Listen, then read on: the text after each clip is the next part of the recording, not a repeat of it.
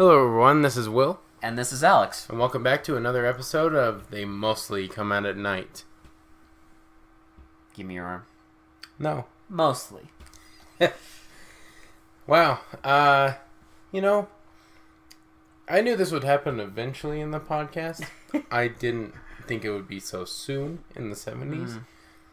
But there comes a time in every horror movie reviewers podcast life. Every bad movie reviewers podcast, I suppose. Yeah, Yeah. when you have to just admit that you liked a movie. That you liked it. I know, and I know it'll happen again. Oh, But yeah. it happened today. It happened, finally. Yes, finally, and I only mean, it kind of already did happen with Wonder Woman. Because we did like it. we did, but I didn't enjoy it as much as this one. But actually. I think this one's the better movie. I would agree. This is probably the best movie we've watched so far, Shocking. which is Shocking. it's interesting to say that because I didn't think we'd ever get to where I actually have to recommend something. Especially not... Well, I know you did not think this was going to be a recommendation one. No, I did not actually. I didn't not either. at all. I knew nothing. All I knew is what I knew from the title, which is it was about a severed arm. The title is The Severed Arm. Yes, stupid title, But man, but decent horror, kind of B-movie shit. it's I'd say it's what's called a proto slasher, because slasher movies weren't really around at this point, but it sort of follows like a slasher movie plot. I would say it's kind of like a slasher movie before slasher movies Yeah. were like a huge thing. Yeah, It's like it's a slasher movie, yes, but it's not as gory or not as insane kills as yeah, which is oddly enough one of my only complaints.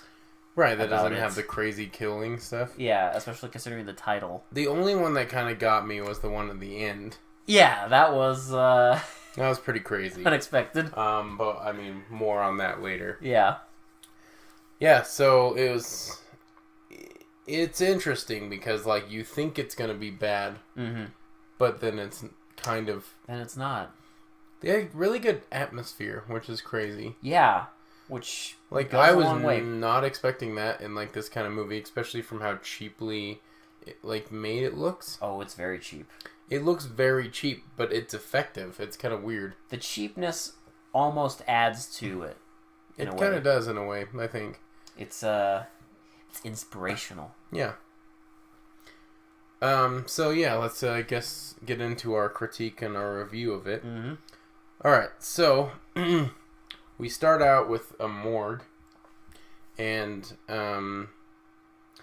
it's a guy. It just doesn't show the guy, but Yeah. there's a body laying on a cadaver laying on a gurney, and some shadowy figure drapes his, pulls back the cloth and everything, And you see the arm.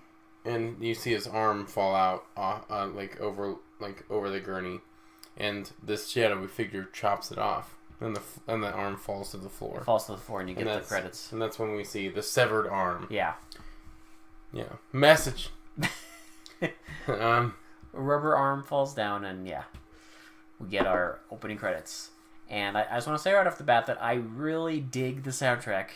I did too. It was kind of like a synthy horror. But before, because by this point, I mean it's 1973, so these kind of soundtracks weren't really a thing at all. Right. And that's what I was kind of saying. This, it sounded like something from an 80s horror It sounded, movie. yeah, very 80s. Which was kind of crazy because all the other ones have kind of orchestral scores. All of their horror movies from the 70s that I know of. Yeah. Have a more kind of instrumental Yeah. thing going on. This one had more of a synthesized thing. And I dig it. Which is great. I liked it. I dig the shit out of the soundtrack. Oh yeah. Alright, so we see the guy pick up, the shadow figure pick up the arm, and then we see a mailman picking up a bunch of packages. So one of them is wrapped up very much like a... It looks like a box, but Yeah. it's as long as an arm. Yes. So you're like, oh, they must be doing something like that, it must be something to the effect of that, because we see him. We see the shadowy figure kind of wrap it in burlap and then like tie something around it and ship it off. So the postman delivers the mail, and we get our first character who's on the phone with someone. Yeah, and he grabs the mail, opens it up as he's on the phone, and when he opens it up, he just drops it out of like horror. Because it's an arm. Right. Now this guy was my least favorite actor of the entire film because his acting is very wooden. You mean because he has the best reactions? He has no reaction. He's like, I gotta call the police. Like that is not the reaction of someone who just got mailed a fucking severed arm. Oh, I disagree. That is exactly the reaction I would have. Just stone cold. Stone cold. Just or I gotta make a call. Fuck, not again. Come on. Fucking pranksters. Jesus. So he calls he doesn't call the police. He calls his friend, the doctor. Yeah. Because he knows exactly who shipped it. They're talking about like, oh, like, is this guy? And he's like, it must be, like, this is... Yeah. He's getting revenge for whatever. It's been... For what happened. Yes. So he goes to his doctor friend, and the doctor friend kind of talks to him. They have a flashback. So they talk about how, like, it's been 5 years since this crazy incident happened, and, you know, they kind of regret it, and they, like, are thinking that this is why this arm was mailed to this guy. So they're like, what could it be? And they're like, oh, it probably is this. Yeah. So... that, when they say, oh, it's probably, you know, like what happened 5 years ago, then we get that, like, water effect, ripple effect. That's how you know it's a flashback. Anytime a movie does that, you know you're going back in time. Yeah, exactly. It's the sign. It's the greatest fade everyone knows. A flashback. Just everyone knows it's a flashback. But yeah, we get a flashback, and it's these guys, and it's the doctor and this guy, and a bunch of other people. I think they're spelunking. I'm not 100% sure, but they are on a 2-week spelunking trip. Yes. But we were confused because they were dressed up like construction workers. Right. Whatever. So they find like a mine. Looks like a mine, but it's just like a straight drop from like the top. Yeah. On the smallest rope I've ever seen. The thinnest rope I've ever seen for like cave exploration. Yes. It's kind of weird. I'm assuming they just bought the first rope they found. So they all go down into this cave, and then they're gathering rock samples, I guess. Okay, I don't understand like what exactly is going on. This is the weakest part of the movie because they're like in there, and then they're like, okay, let's get some samples and get out. Why and what? I don't know. I don't know, and I don't know. But what I do know is that one of them, Madman Herman, yes, starts chipping away at like the foundation. Well, and the guy had mentioned before that it wasn't like very stable, right? Yeah, that there was already a cave-in. Yeah. So our Madman Herman friend, like you said, starts chipping away at the foundation of the entire cave. And he's like, whoa, we're getting some samples. You know, makes a kind of a joke about it. And then of course, they have a cave-in. It caves in. Cave-in! And then, like, it caves in. Cave-in! As it zooms in on this guy's face. On his face. That was, yeah. Alright. So, we get a scene... They all cave in, and they come to this like clearing in the cave where they can all and they only have a limited amount of water. Yeah, and they don't have any food. Right. So they're like talking, and one of them's like, "Well, no one's gonna look for us because we told them we'd be gone for 2 weeks." Mm-hmm. So they have to wait for 2 weeks essentially. So then we get a kind of flash forward to them at 7 day mark. Yeah, and they're worse, but not full madman stage. Yeah. But then it flashes forward to 2 weeks, and they all look like crazy people. Well, it's weird because I don't remember them having like full beards, and like now they have all full thick beards. They have like thick beards. Their hair is messed up, and their skin is like all really pale, grayish and Yeah. stuff. So- I mean, I get the Yeah. grayish part, but like I don't know about you, but my beard hair does not grow that fast. Well, these men just have so much testosterone, Will, It's true. that they grow fucking caveman beards in 2 weeks. They do. But yeah, they all look crazy, absolutely crazy. And So one of the guys, Yeah. kind of starts going crazy, and he's like, "Well, we need to figure out a way to survive because I'm not going to die down here." at the 7-day mark, I believe it was, he mentioned, like, he was like, yeah, there's a short story of these sailors that get lost at sea. You know how they survive? One guy's is like, fish. He's like, nope. Cannibalism. Yep. So he goes, at the 2-week mark, starts talking about that again. Right, and But then he proposes that they don't, like, kill the person.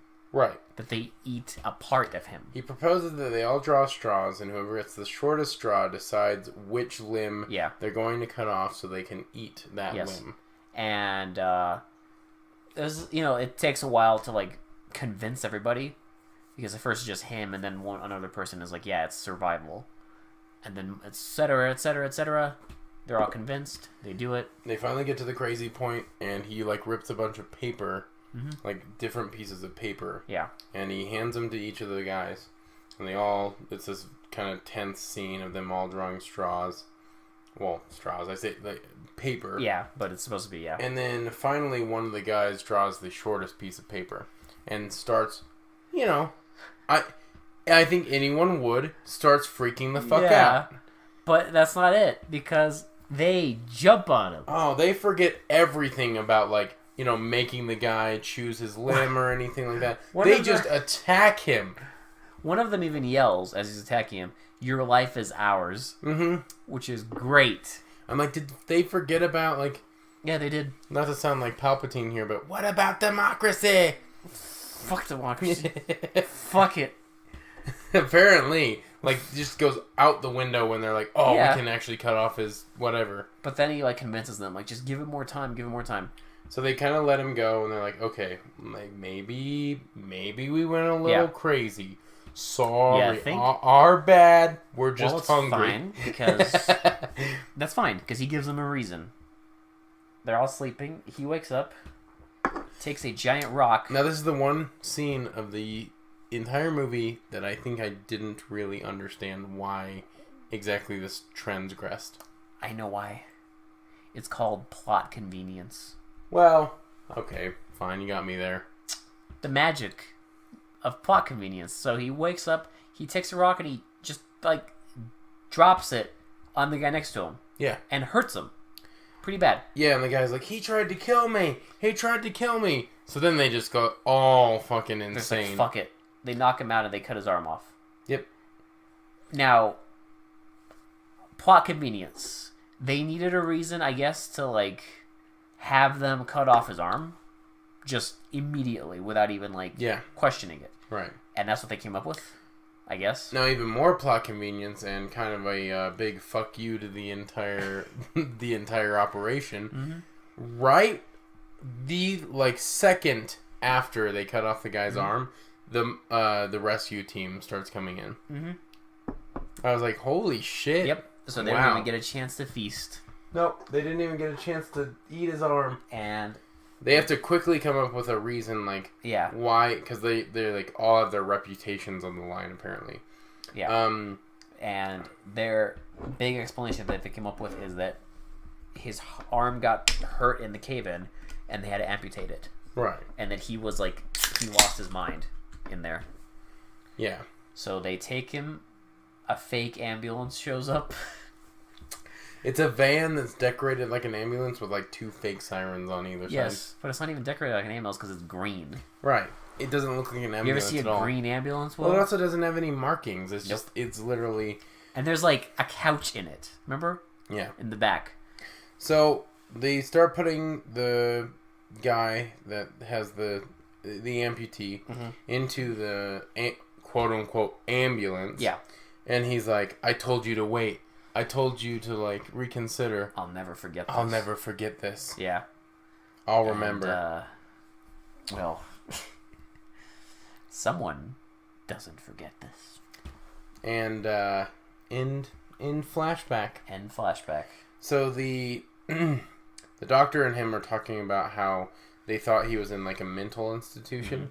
And how he, I guess, got out. Yeah. And, well, they released him. Yeah. Somehow. But they decide that they need to meet up with all the other guys. Right, all the other survivors that got out of the cave. So they're meeting up, and they're immediately like, why the hell did you call the cops that you got a severed arm in the mail? Right, and then, like, just like in the cave, they're like, well, all of our reputations are on the line. Like, I'm an actor, and I'll never get roles if this gets out. You'll never get a radio show. You'll never get this. Like, one of them's like a contractor, and he's like, how many homes are you going to sell if this news gets out? Or, how many radio listeners are you going to get? So they kind of justify it like that. Like, that's why they don't call the cops, which I don't know. I guess it makes sense, but... It is what it is. But, so we see them talking... And we get a scene of a guy holding an axe. Watching them. And he's, like, trying all the windows to see if they open. And... He gets inside as they're still talking and, like, slowly walks upstairs. And, like, tries to open the door to his, like, to the doctor's wife's, like, bedroom. And it's locked. And you made the observation, like, who locks their bedroom door. Yeah. But maybe she's glad she did now? Apparently... But then he gets in. Yeah, well, and then the doctor comes immediately in, even though the axe guy was just there. Did he come into a different door or something? I have no idea. I don't know. But anyway, so the axe murderer goes away, apparently, and the doctor, like, tells his wife, like, they'll be gone soon, and then we can, he wants to fuck, so. She's reading. She's reading The Psycho Lover? Yes. He's like, well, we can skip the psycho part and get to the lover part. Yeah, smooth. Smooth shit. This guy's a smooth talker. Well, So he's... Rest in peace for that. They never... Yeah, we'll go into it after, but... So... He's leading them all out and saying goodbye, and, like, the sheriff leaves, and he's like... He's not a sheriff, he's like a... Oh, he's like a deputy or something. He's a detective. Yeah. Whatever. And the detective goes out, and then... So the doctor closes the door. Turns off the lights. He hears this weird laughing. Yeah. Like... And then he looks back, and you just see, like, a pair of shoes, like, illuminated. And then you hear... I'll admit, pretty fucking creepy. Mm-hmm. Pretty creepy moment. Decently creepy, yeah. And then he just, like, freaks the fuck out, understandably. Well, yeah, and he goes upstairs, grabs a gun, and, like, like, that's a normal reaction. Yeah. But, like, he grabs a gun and goes downstairs and is like, Ted, where are you? Ted's the guy, the amputated guy. And he's looking at the shoes, and he's, like, looking at them. He keeps telling him, like, come on out, I won't hurt you. All this other stuff. And then, like, he tripped, so the guy, he's walking down the stairs, and the guy reaches through the stairs and trips him down the stairs. And then proceeds to hack away at his arm with an axe. Yep. And it shows, like, the bloody axe, and it shows the guy laying on the ground and, like, the axe coming down. It doesn't show it connecting with the arm, but it's pretty effective. You know what he's doing. Like, it's not incoherent. You actually know what he's doing. It's a good scene. So... Pretty good camera angles and stuff, too. Like, the shot they show of him, like, falling down the stairs is that weird, like, it's, like, looking up at, like, the it's that shot of, like, him, like, walking down. Yeah. And it's just, it's looking upwards, and it's, like, it's dark. And the guy actually falls towards the camera, which I thought, like, looks pretty cool, so...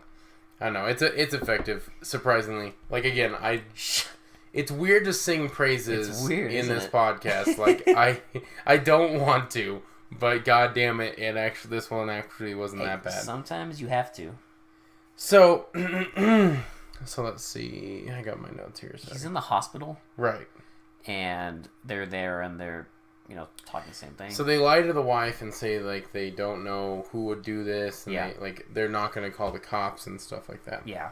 Or that like the detective said he has the he's like the main investigator on this case. Yeah, he tells them I'm working on the case.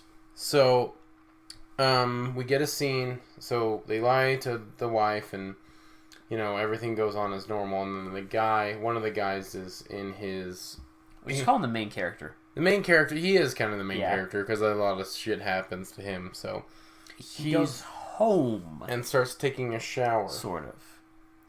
I say sort of. Now, it's his home, but it changes scenery like 4 or 5 times. Yes, because every time they show this house, quote unquote, it looks different. Mm-hmm. In this scene, it looks like a hotel room. Yeah. Because you walk in, there is the bedroom and the bathroom to the right. That's it. Nothing else. Yeah. It's a hotel room. But he goes in the shower. Yep, he starts getting ready in the shower, and we see the axe guy, because it just shows him with a hand, like, it shows the guy in a suit with a hand, with like an axe in his hand. Yeah. So we have the axe, the hand, and then the suit arm, and that's pretty much all we see almost the entire movie until the end. Which is kind of cool, because they didn't reveal, like, who it was at all. And he goes in, he walks into the bathroom, and knocks the main character out. Yeah, he shoves him against the tile and knocks him out, and then we get the next scene is the guy waking up, and he leaves him. Oh yeah, he leaves a message. So the guy wakes up, turns off the shower, he like gets up, and then on the mirror of his bathroom is just written "next." Yeah. So so the guy obviously freaked out, goes to the detective guy, and is like, we gotta find where he lives. Like, we gotta find, like, what's going on. Yeah. So their closest connection to this guy is his daughter. Mm-hmm. And so they go find the daughter. They talk to her. She's not giving them much information, but she tells them, like, can we talk somewhere else? And then she tells him to meet me at a lounge. Yes. Hotel lounge. Which I'm like, okay, that literally never happens, but whatever. Well, it doesn't, but I guess it drives the plot along. Yeah. So they leave, and then the main character is like talking to him. He's like complaining to him, like, you missed your opportunity to possibly catch him. Like, what is wrong with you? And he's like, I don't have a search warrant, and it's not my jurisdiction. Yeah, like they use actual things that would probably happen. And I'm like, oh, that's convenient. So they drive to this place where they're going to meet up with the daughter. Yeah. And they're waiting, and they're like, oh, she's not showing up. And then, of course, she shows up. And they talk about, like, they talk about, like, kind of, like, where he was at after everything happened. And whether he's talked about them at all. And this guy's gone totally, like, apparently Ted, the guy who's got his arm cut off, went totally batshit insane after everything happened. And he's been in and out of hospitals. Yep, and like she said, for like 2 years he talked about them all the time. Yeah. And then he was starting to get normal, and then saw that like the doctor was in the newspaper because he saved a life or whatever, and then went crazy and just became totally AWOL and kind of an invalid, apparently. So they talk to the daughter a little bit more about all that stuff, and then they go back to the main character's house, which looks completely different now. Layout number 2. Yep. And they talk about like a plan to catch Ted. That they have to... Well, I don't remember what the first plan was. Unless... Because it was after this, at some point, that they decided they need to bait him, right? Right. So this plan was they were going to lure him out... I can't remember how they were going to lure him out, but they were going to try and like lure him out some way. Yeah. And they didn't. Apparently it doesn't work. But while they're talking, we see a guy, the arm guy, walk to the detective's car and flatten his tire. Mm-hmm. And so the detective is like, oh, it's getting late, I have to go home. So he goes out, he sees his tires flat. He opens his trunk, and gets attacked. But he fights him off. Yep. The detective, like, defends himself with a tire iron, and even shoots at him, but doesn't hit him. The guy gets away. So then, after that, they decide that they're going to use the daughter as bait. Yeah. So he goes back in, says like, "Hey, I just got attacked by Ted," and is like, "We need to hatch a plan right now." Yeah. And their plan is they're going to use the daughter as bait. Right. So they talk to her. She's not convinced. They take her to see the doctor, who is in the hospital because his arm got chopped off. She becomes convinced. The plan is that she is going to spend the night with the main character. Yes. Or make it look like she is like sleeping with the main character. The ultimate insult. The ultimate betrayal. I should mention the main character is the guy that chopped off his arm. The guy's arm. All the other ones watched and held him down. Yeah. But this guy actually did it. So not only did he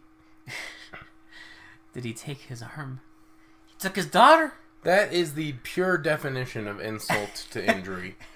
Adding insult to injury. Sleeping with the daughter of the guy of the that's the plot arm you chopped off. That's the plot of an entirely different movie, Will. That's some extreme fucking revenge shit right there. So they do that. They go there, and it keeps cutting between the main character and the daughter and the DJ, their friend, the Madman Herman. Yeah. Which my theory is that he is gay. So they show him very effeminate, and he has like a purse. I don't know if he's gay or just like very effeminate. Or they just made him extremely effeminate. But they don't really like mention it. So I mean, it's not a big deal. If he is gay, this is one of the most progressive 70s movies I've ever seen because they don't ever like make fun of him. They don't make fun of him. Which a lot. I should put that into context. Not that they should make fun of like people of a certain sexual orientation. I'm saying for the 70s, it was still considered very weird to be gay. So, like, in a lot of 70s movies, unfortunately, they make fun of gay people a lot. They make fun of gay people. They make fun of, like, black people. 70s was a weird time. Yes. So, anyway, that's the context. We're not saying that they should have made fun of him. It's just weird to see a 70s movie with a gay man where they don't make fun of him. Yeah. Or even mention it. Yeah. But that's our theory. That's my theory just because he acted like a stereotypical 70s gay man. Yeah. And he's their gay friend. It's a very progressive friend group. I mean, it works. And he's a DJ who works very late. So he's going on his like lunch break. Yeah, he goes to lunch and his car won't start. Well, before this, I want to mention because there's so he's leaving. And he talks to the janitor? Yeah, and he talks about how, like, oh, like, come on, do me this one favor. And the janitor's like, I'm not doing you any favors. What have you done for me? He's like, I gave you that autographed picture of me naked, didn't I? And then, like, he leaves. But I don't quite get this scene. It's supposed to be funny. It was like, so there's a few scenes in this movie where they have like a weird attempt at humor. Yeah. And I'm just like, stay horror. Like, complete with like comedy music. So these are the only parts where the movie actually lost me. Yeah. Like where I was like, okay, just get on with it. We don't care about the the humor. Well, it's not even humorous. Like, we were just confused. Because the whole thing is just like creepy atmosphere, and then suddenly it's like weird, like, I don't know, sex jokes? Yeah. I don't know. But he leaves. He's walking down the street and he's being followed. It takes him so fucking long to get to his car. Oh, he parks far. Yeah. Apparently the parking garage is like 2 blocks away from where his studio is. He can't start his car. So he can't start his car, and then probably the weirdest scene I've ever seen in a 70s movie happens where, so a guy pulls up, and he's like, hey man, like what's wrong? And the Madman Herman's like, oh, my car won't start. And he's like, hey, like... He was like... You can take my car. Yeah, take my car. Just park it and leave the keys on the dash. What? It's like, I've never heard of anyone doing that. Yeah. Ever. How friendly. A little too friendly. Yeah. But anyway, so the guy's like, oh yeah, okay, cool. And then, so he takes off with the car, and we get like the scene of like the guy just holding the axe, like, you know, kind of spying on him, seeing where he's going. So, and then it cuts back to the main guy and the daughter talking about the plan. And they're saying like, oh, sorry. They get a phone call. Right. And it's Ted. He's like telling him like, you've taken everything from me. Now you have my daughter too, or whatever. Yeah. And I don't remember what he tells him. Oh, he's like, what the fuck does he tell him? He tells him like, I will like make it so that no woman will ever love you.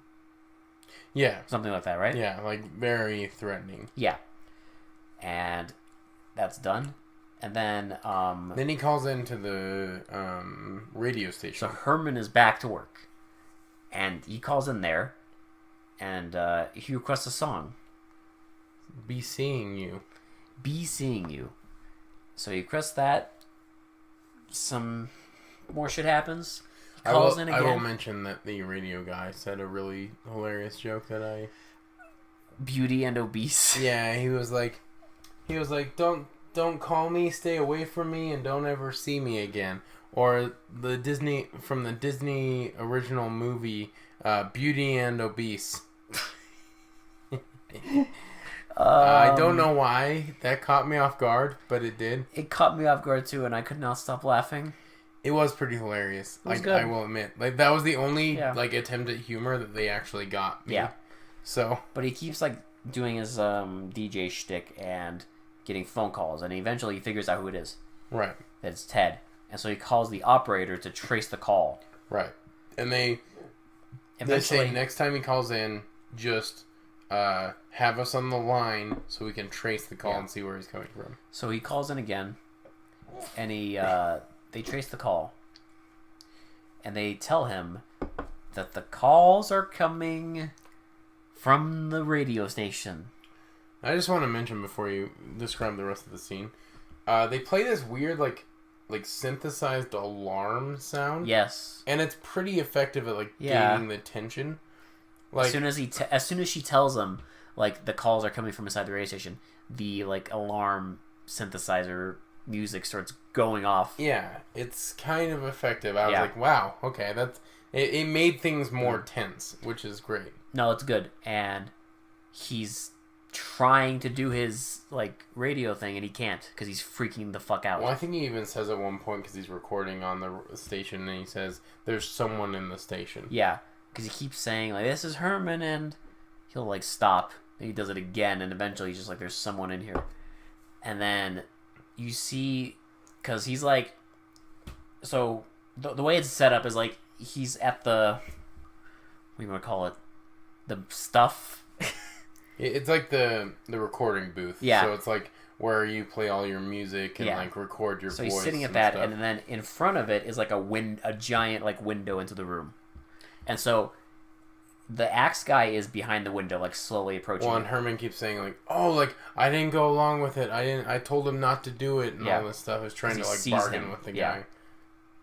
And he just breaks the glass in slow motion, and Herman freaks the fuck out, and it cuts, and you find out that he's dead. Yep, he killed him. Mm-hmm. So they go to find one of the other guys, Bill, at the he has a lumber yard. This fucking idiot. This guy's a dumbass. This guy's a fucking idiot. Like, I don't know. Like, it's like one of those classic things where in a horror movie they're like, "Yo, like, let's stay together. No, we should separate and go our separate ways." And we like, should separate and go down the dark, that dark path. Strength in numbers is not a thing in horror movies. Shit. Fuck that. Because they're telling him, like, we have to stick together. He's like, oh no, you've got me in trouble like this. I'm not sticking with you. Well, and he keeps saying, like, I got a gun. Like, that's going to protect me. That's like, you should get a gun. And I'm not sticking with you. Really? Because the doctor had a fucking gun. Look what happened to him. He got fucked up. Yeah. But it's like, dude, even okay, take your gun. At least there's 3 of you. Yeah, so Bill is like totally against it. He's like, no, you know what? No, I'm gonna do my own thing. I'm gonna survive by my own. Yeah. You should get yourself a gun and protect yourself. Like, So they're like, okay, well, lost cause. And then he gets a phone call at, I guess he's at home. so it's later at night. He's at home. Gets a phone call telling him that there's a fire at the lumberyard. Yes. But apparently the guy on the other line won't identify himself. Right. So Because eventually he's like, who is this? And then it just hangs up. So I was expecting because literally Bill fell for the oldest trick in the book. We should also mention they did another awkward comedy scene. Oh yes, yeah. He's while, in the while elevator. Bill's going to investigate. He's in his elevator in his like apartment, going down to the garage, and he's like freaking out. And like a woman with a big dog gets in the elevator, and is like the dog is like really freaking out, and then Bill is just like backed in the corner, freaking out He's like stressing out about something for some reason. I don't know. And then the next floor they go down, it opens up again. And an old woman steps And on. it's like he's even more nervous, and then they all get off. But it's just like, what's the joke? I don't know, because it's even playing that like cheery like Yeah, wacky wacky comedy music. It's so like, what's the fucking joke? I don't understand. I don't know. That's why this movie it shouldn't. It's good, but they should stay away from like comedy stuff like that because it totally takes me out of the movie. I'm just like, there's no reason for this to be in here. Why did you do it? And it's just weird. Yeah, it's just weird and not effective. Yeah. Like, at least if you're gonna have like kind of break the tension with like comedic stuff, make it funny. Oh yeah. Make it fucking funny. No, it's like, God, it's like a Monty Python skit or something, but No, bad. I was gonna say like a bad Monty Python skit. Yeah. Like the dude is in an elevator and he's like, okay, Like whatever. if like a clown stepped onto the, I don't know, like They should have done that. a clown or a guy with one arm. It should have been like a 10-story apartment, Yeah. and then each floor is Is this- like it ramps up. No, it should be like, you know, like a woman, and then like it just gets more and more ridiculous And as then he goes a down. clown, a midget, I don't know, Adolf Hitler, Like a guy in a gorilla suit. Like I don't know, like just if you're Keep going. do comedic scenes, go all out for him, make him funny. just keep going ridiculous. I'm all for like, you know, breaking the tension with comedy. Just halfway through the movie, turn it into like Kentucky Fried Movie There you for go. no reason. So Bill walks right into the fucking trap. Yeah, he drives He to the drives lumberyard. to the lumberyard. There's no fire. Probably there's nothing. sees that there's no fire and still goes into the lumberyard to investigate. So he's looking around the lumberyard and he hears the arm saw on. Yeah. And I thought he was going to get his arm chopped off right here. That would have been awesome. But he does not. He turns it off and runs the fuck away. Runs home. But it's fine because Ted got them teleporting powers. Apparently. So he goes back to his apartment. He's taking the elevator up. And each floor, it stops and opens the door. Yeah. And it's like... We're supposed to assume that Ted is Yeah. pressing each one of them. And it keeps like the doors opening, and it's like it keeps like building the tension because each time the door opens, you think that like something's gonna happen. So it finally gets to the last floor, and Ted just runs in and kills him. Now again, you only see an arm with an axe because he's only Yeah. supposed to have one arm. And we so- do see that he has like a stump, Yeah. yeah, for his other arm.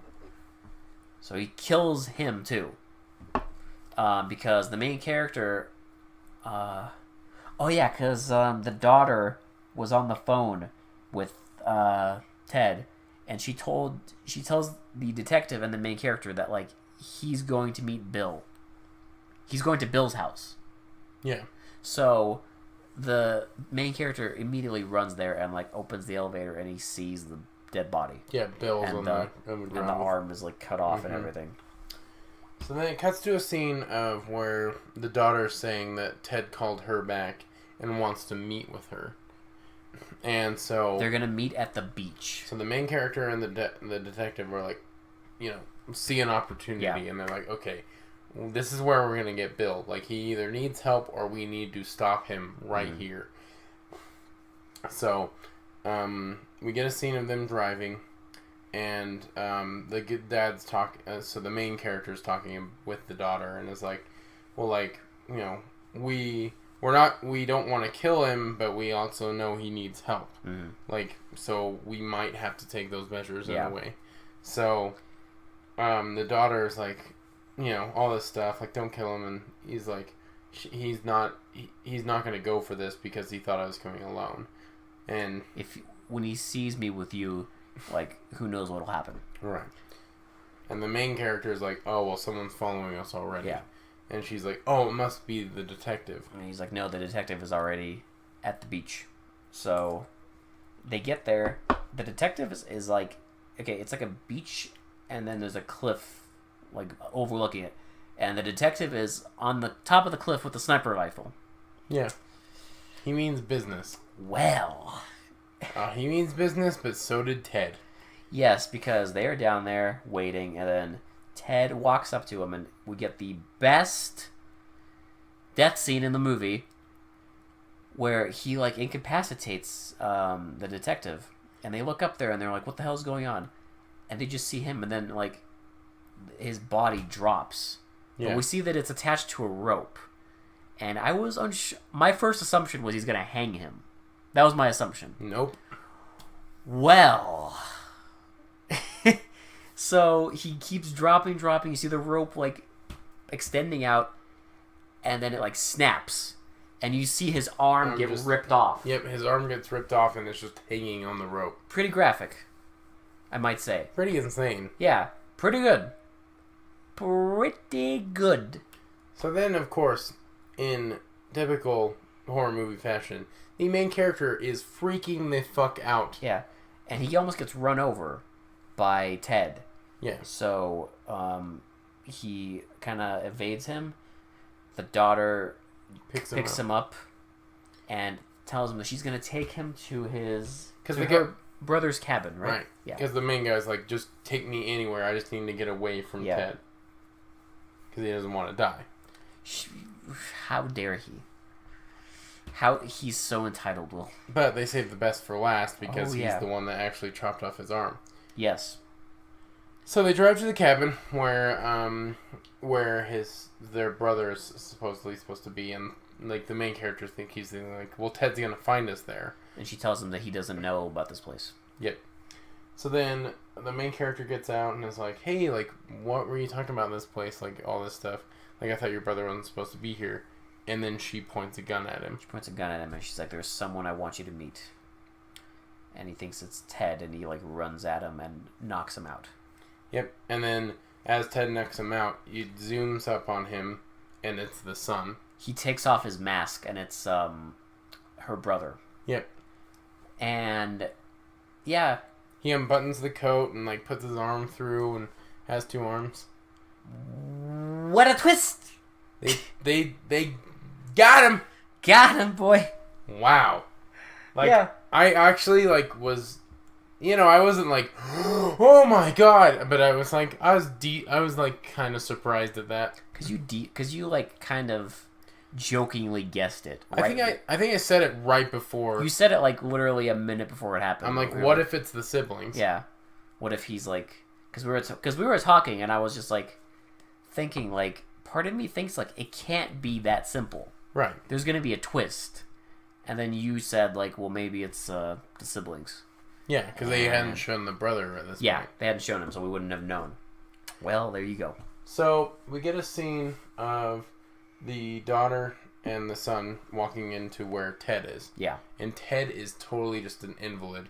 He's, like, not moving, he's not blinking. He's not even, he's not... He's not dead, but he's not very much alive either. He's not participating at all. No. So he's just laying there, and they're like, "We got something to show you. This will make you better. This will make everything okay." Yeah. So they take him in a wheelchair, and he's still not reacting at all. And they take him down to like this fucking dungeon. Yeah, and it's like this hallway with this like iron rod like door, like a dungeon door. Yeah. And they open like this little like window into the room, and it's the main character, and he's in there. And he's, like, freaking out. And they tell him that basically he's starving, and they tell him that there's only one thing he can do. Because he was the one who cut Ted's arm off, he was the one who did it, that basically if he wants to survive, he has to cut his own arm off. He has to cut his own arm off. So there's like a little compartment thing in the room, and they tell him to reach in there. He reaches in there, and there's a knife like wrapped up like a present. And he also tries to plead with Ted, Yeah. because they bring Ted along, and he tries to be like, Ted, like, wake up. They don't let them do this whole stuff. Well, until he sees him. Yeah. Because at first he's like, Ted, I know you hear me. Like, don't do this. And then he looks through the window, and he looks down, and he sees Ted is in the wheelchair, and he's like, not... He's not, whatever... What's that fucking word? Cognizant? Yeah, cognizant, yeah. So he's not paying attention at all. He's like a vegetable, essentially. Yeah. And he's just like, what are you doing? He doesn't even understand. Like, you killed 3 people for no reason. And they're like, no, you don't understand. We'll also make everything fine. Yeah. And so he freaks out, and yeah, they just and then they just show the 2 siblings and Ted, and the daughter kisses Ted's head, and then it ends. Roll credits. It doesn't show the guy cutting his arm off, and we know what happened. We know what happens, most likely. Yeah. Yeah. Kind of crazy. Like, I was not expecting to like this much. Because the poster looks dumb. Oh, the poster is... It is dumb. It's not even worth... I mean, you'll see it on our website, but it is dumb. It's not even worth mentioning. No. It's dumb. And it's cheap. Like, I don't know. I had no expectations. I knew very little about it. I just... Listen, going into any movie on this podcast, I have very low expectations for all these movies. I just knew that it was cheap. It was cheap, but I actually didn't hate it. I liked it. Would I ever buy this movie? Hell no. Probably not. If anyone wanted to watch it again, I might watch it with them, but that's about it. I would never want to own this movie, but it is surprisingly good for like a bad 73 movie. Yeah. There's a lot of respectable stuff in it. I think so. It's I don't know, it has a kick-ass atmosphere. I love horror movies with atmosphere. Because, like, I'm a slasher movie fan. And I like that sort of dark and gloomy, like, dread. One, like, you have in those it movies. helps that it was filmed mostly at night. It's mostly like, at night. Every scene is almost at night. Yeah. It's at night, and there's, like... And it's actual nighttime. Yeah. Not day for night. No, actual nighttime. And it just feels like there's no help. Because, like, they set it up like, we can't go to the cops. So it's like, the whole movie, there's just this atmosphere of, like, there's no help. There's no hope. Yeah. There's no hope. It's just, like, dread. Mm-hmm. And it pulls it off really well. I think so. It's pretty admirable. It's kind of a ridiculous plot. I'll agree. Yeah. But, like, it works. It works for, like, what they were trying to do. It works in its own, like, logic. Yes. It's not... There were no moments where we're just, like, scratching our heads being like, what the fuck? Yeah, and, like, in a podcast where we get confused a lot by certain, like, gaping plot holes, there wasn't much, so that was a good thing. I don't know. I enjoyed this one. That's my final thoughts. Like, I kind of enjoyed it for what it was. Is it, like, anything, like, remotely close to, like, a favorite movie? No. But I think it is a contender for my best for 73. Unless, I mean, we got a couple more left. But this might end up my favorite one. Might be. Because it's just, I don't know, it's just admirable what you can pull off with nothing. Yeah. With nothing. It just goes to show, like, you can still create horror with a low budget. Because even with, like the acting is It's okay. The acting's not that great, but it's not bad. It's not bad enough to the point where you can't, like, take it seriously. Right. It's okay, but it's just enough to where like I can believe it. Yeah, just enough. I'd agree. So, anything else to add for your final thoughts? No. I think so. I think we've gone over everything I liked about the movie. Kick-ass soundtrack. Great synthesized soundtrack, especially for an early 70s movie. That's almost unheard of. I dig it. I really loved it. The atmosphere was great. Acting wasn't that awesome. Story could have been a little stronger, to be honest. Oh, I guess my one complaint. It's kind of I mean, I know it's not technically a slasher movie because this is way before like Halloween and all that stuff, but there's like no goddamn blood in this. No.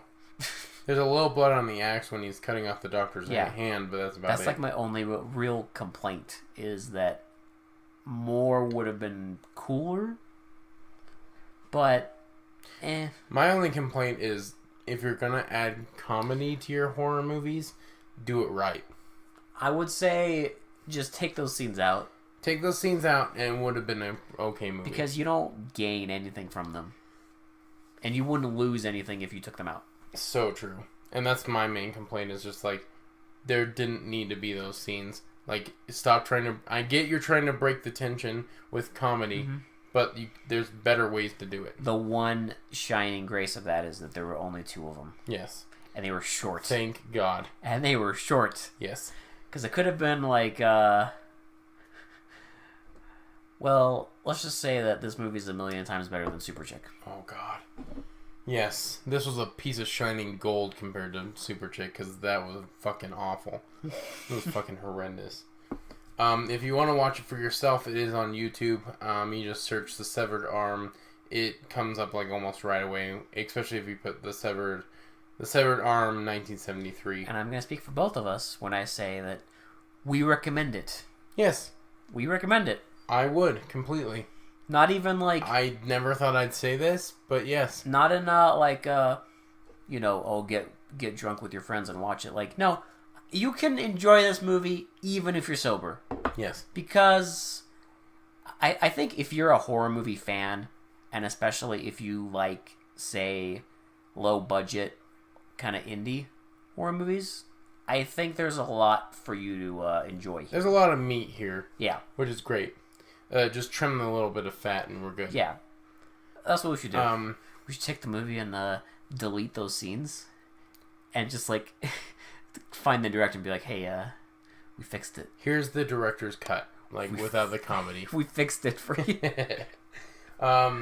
Yeah, let's talk about it. If you guys watch it, I'm always on Facebook. And it's only an hour and 30 minutes. We're always on Facebook, so you can always talk to us about whatever movies. If you want us to watch any movies that maybe we're skipping, just let us know. Like, we're trying to build this community and trying to get all our listeners involved with what we do.